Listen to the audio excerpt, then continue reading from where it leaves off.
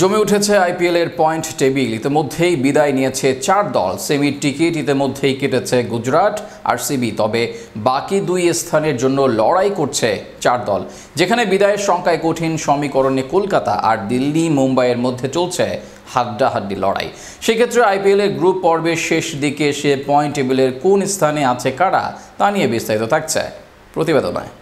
চলছে IPL 2025 group পর্বের 70 ম্যাচের মধ্যে ইতিমধ্যেই 57 ম্যাচ শেষ দলগুলোর, আর তাই চলছে শেষ 4-এ ওঠার লড়াইও, যেখানে ইতিমধ্যেই বিদায় নিয়েছে 4 দল। 12 ম্যাচে 3 জয়ে মাত্র 6 পয়েন্ট সফলতম দল চেন্নাই বিদায় নিয়েছে সবার আগে। একইভাবে 12 ম্যাচে 6 পয়েন্ট নিয়ে বিদায় নিয়েছে রাজস্থান রয়্যালস। এদিকে বিদায় নিয়েছে বলা চলে 11 ম্যাচে 7 পয়েন্ট নেওয়া হায়দ্রাবাদও। তবে খাতা কলমে এখনো বিদায় নেওয়া বাকি কলকাতা নাইট রাইডার্স ও লখনৌ সুপার জায়ান্টসের। পয়েন্ট তালিকার 7 নম্বরে থাকা এসজি 11 ম্যাচে 10 পয়েন্ট নিয়ে ডুয়ারডাই অবস্থানে। তাদের চেয়েও বিপদে আছে 6 নম্বরে থাকা ডিফেন্ডিং চ্যাম্পিয়ন দল কলকাতা। গতকাল জয়ের ম্যাচে পরাজয় নিয়ে বিপদে আছে দলটি। নিভু আশা বেঁচে থাকা দলটির বাকি 2 ম্যাচেই জিততে হবে, পাশাপাশি চেয়ে থাকতে হবে অন্য দলগুলোর দিকে। অথচ কলকাতা জয়ের মঞ্চ তৈরি করে ফেলেই ছিল।